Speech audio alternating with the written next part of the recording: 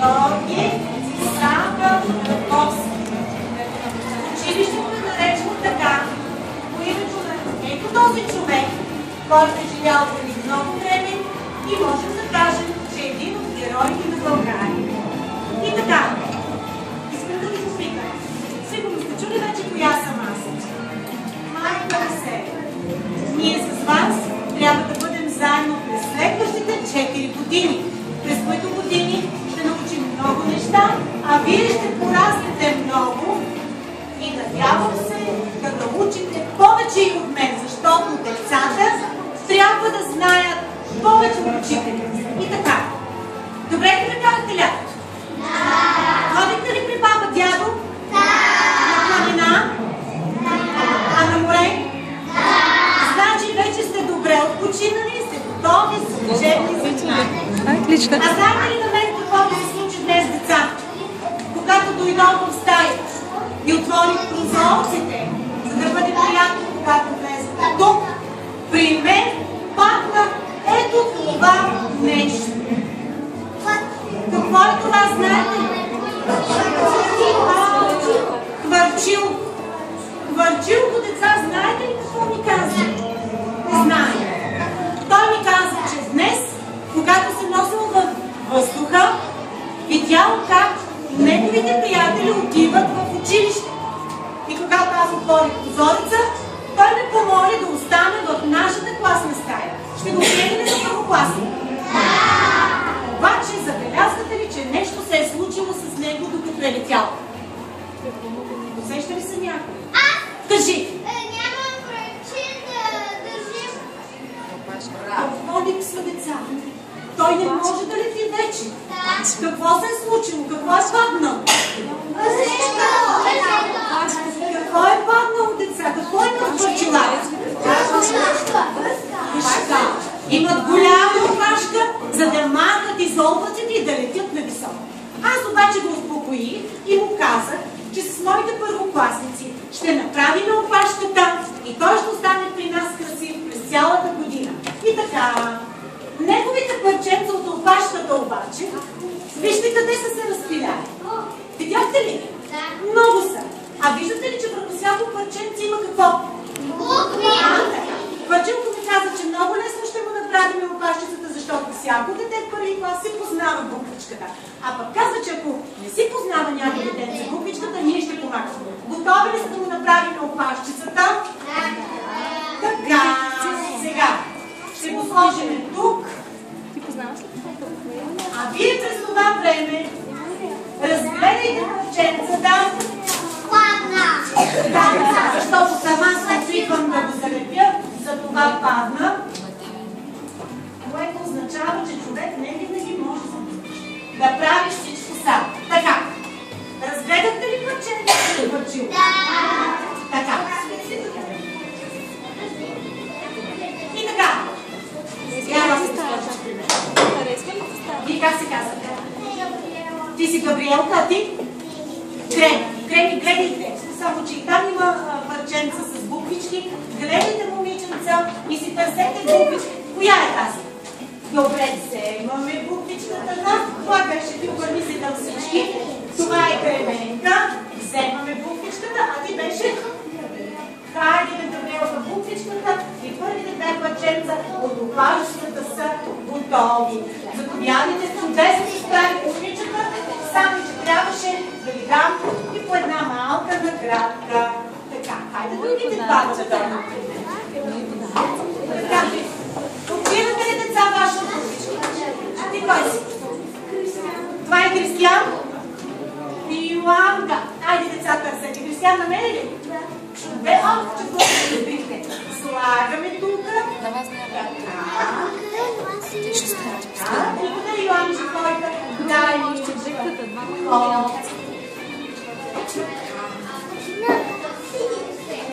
Благодаря ви за сядайте. Бързо. Той веднага видя, че няма лъчета. Така, първо събрадете всички. Кои сте ви двамата? Вики, а ти си? Тери, гледайте. Вашите буквички има ли слушка? Може и тук да погледнете. Вики и Теди.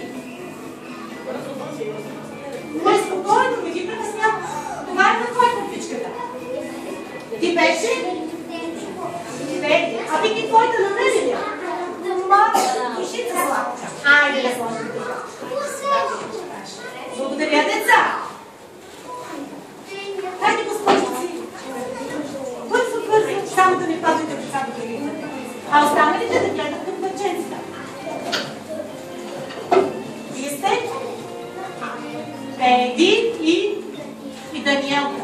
Хайде, децата, имате ли са буквичките? Теди и Даниелка. Тук също има много. Гледайте. Това е на Даниелка. Добре. Хайде на Даниелчето да сложим тук. А това е на Теди. Браво, Сачо. Днес ли се справите? Сядай. Вие два. Кой е страх? Кой е страх?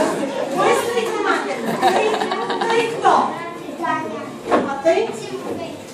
Значи вие сте Дани и Дима. Василе. А сега Джи. Мы тук решили.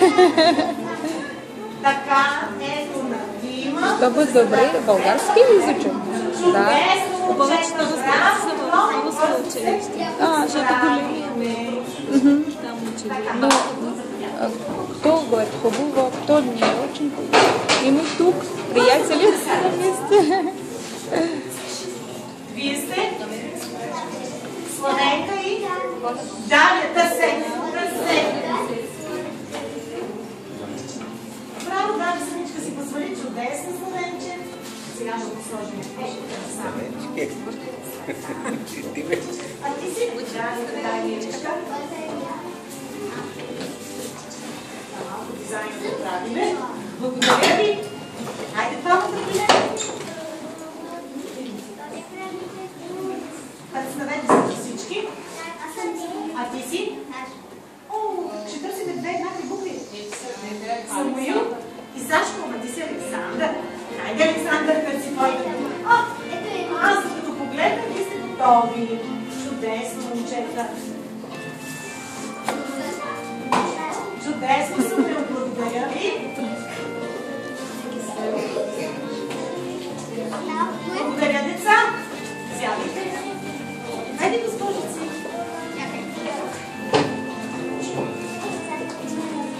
Представете се на всички. Галина. Хайде, момичета, има ли буквички ваши? Само трябва да я заявим за нашите издания.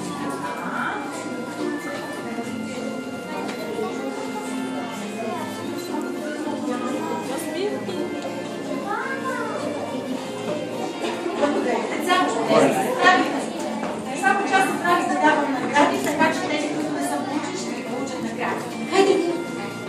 Трябва да бързичко. Представете се. Крис. Веселиш, момчета, има ли ваши буквички тук на себе и трябва да влезат благодаря до всички? Браво, че бързичко ги видяхте. Браво, ти си весело.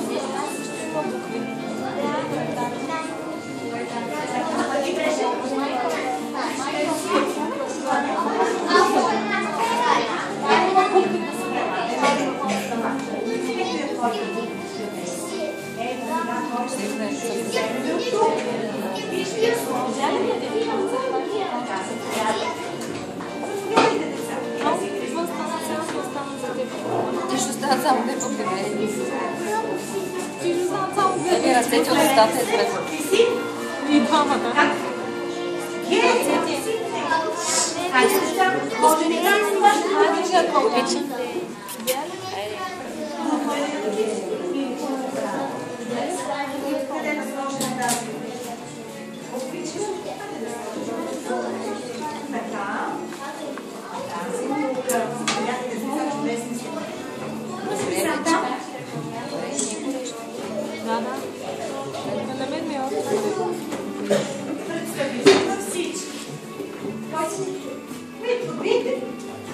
Айде, видим ли буквичка за теб? Ела, миличка, ще ти покажа и тук. Ето и тук може би има твоя буквичка. Има ли? Ето. Ето и за теб има буквичка. Хайде да я сложим тук да вършим. Тук. Така. Ето, момичета.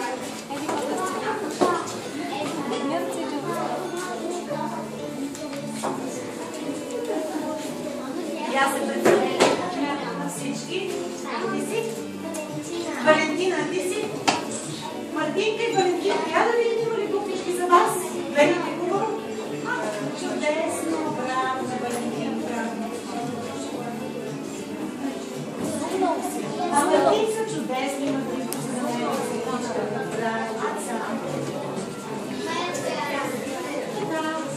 Айде.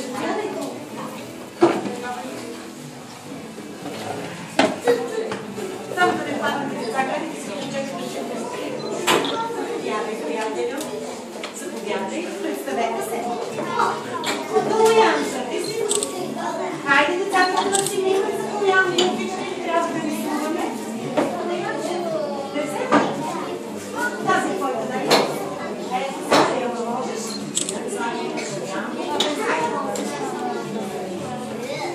Еричка? Така.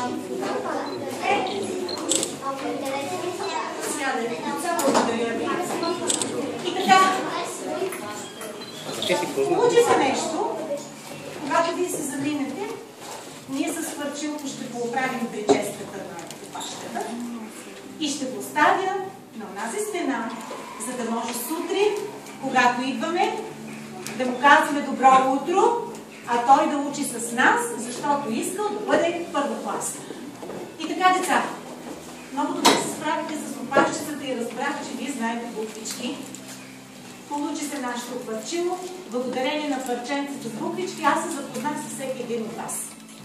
Но вече ми се струва, че е време да поговорим за първия учебен ден. Идвали ли сме утре на училище? Сега искам да ви кажа какво трябва да носите утре във вашите чантички. Всички имате на чина си една купчинка. Това са вашите учебници.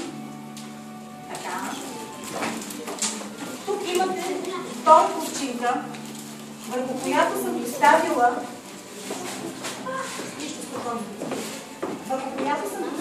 вашите учебни тетрадки.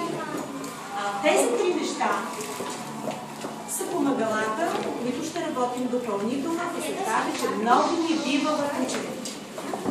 Подарък от мен, тъй като са още малки, това е седмичната ни програма. Аз съм залечила и една на стената, за да си я гледаме. Като програмката деца означава, преди да приготвите чантите, да се подготвите за домашните, да погледнете какво трябва да сложите вътре. Понеделник надолу, гледате вторник надолу, сряда и така нататък. Аз съм сложила снимчици на учебника, който трябва да бъде в чантата за съответния час. Ще ви помоля, когато се уточняваме за другите тетрадки, да помните, и защото те ще ви трябва да заражат. И така, за утре, да гледаме ли картинки? Хайде, гледайте тогава. Какво да сложа първо утре в чантата? Всъщност, деца, само да ви посоча, тъй като утре е вторник, ще гледаме втората колонка надолу. Гледаме ли? Къде е вторник? Я да видя, някой ще ми каже, първи учебник, който трябва. Кой е първи учебник? Вторник, прочети вторник. Точно така. Не, чети горе. Утре в чантата първо слагам буква. Той Точно така. Втор. Какво ще сложим? Може да е видно, не може да нямаш. Може някой да е взел по грешка. Деца трябва да видят. Деца. Миличка, села си. Те за всяко трябва да има по една снимка. Така, значи второто нещо чантата, деца, ще бъде писане и нямате снимка. Или имате снимка. Значи какво ще сложим във второто нещо? Тетрасата с слънцето. След това какво ще гледаме надолу? Някой видя? Значи кой учебник? Този учебник ще сложа, но за него има и една такава тетрадчица. Тя също трябва да бъде в чантата, в учебник. И какво още ще сложим? Учебници. Някой да ми покаже кой е други учебник. Намерихте ли го други учебник? Намерите кой е други учебник? А намери ли го купчинката? Яко го търсете други учебник? Да го вдигне този, който го вдига. Покажи на всички. Ей това утре. Заедно. Разбрахте ли? А за последното нещо, имаме ли още да слагаме? Я вижте. Какво имаме там? Какво имаме там? Последното какво? Последното какво? Топка няма да я носите. Но това ни посеща, че трябва да сме с спортни обувки, с подходящо облекло, за да можем да си поиграем по-ръчно на двора. И така, аз смятам, че се уточните с вас утре. Идва вече учене. И така, деца, беше ми много приятно. Почувствах, че вие вкъщи сте разговаряли с родителите как трябва да се държат учениците в училище, защото ми направихте чудесно впечатление на двора. Разбрахме се за утре. В 13:30 ще ви чакам отпред в двора, пред козирката на училището. Никого няма да пуснат без аз да съм там и ще помоля най-търпеливите, като дойдат, да си хванат рукавцето и да ми изчакат за да влезем, когато ни пуснат. Така към родителите, кажете ми. Ма разбира се! Сега ще си вземат цветята. Аз ще ви дам пънал балончета. Искам само да кажа нещо.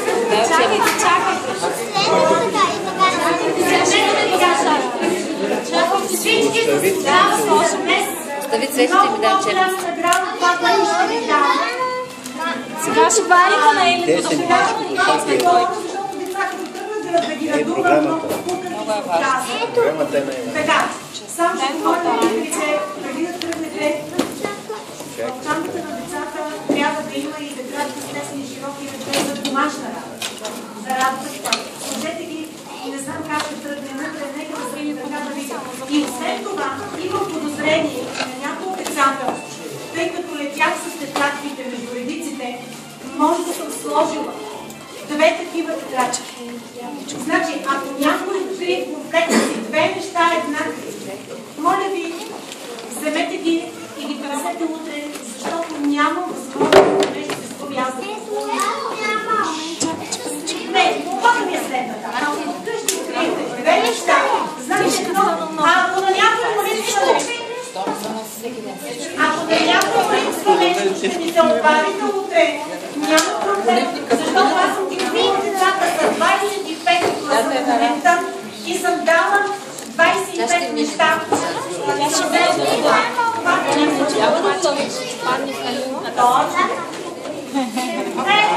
Да минаваме да ставам награди. Да си вземам ли балончетата? А не за себе си, за вас. Ще мине госпожата. Стойте на местата, тя ще ми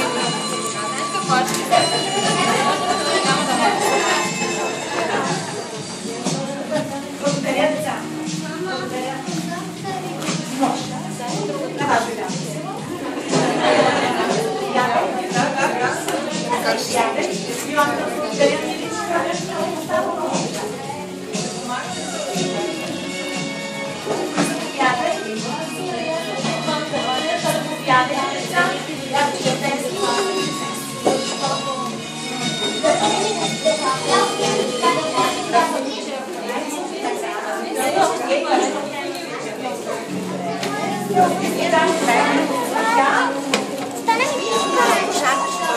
ще дойде да вземе това и аз искам да го снимам, да, и чантата да се види очите там, значи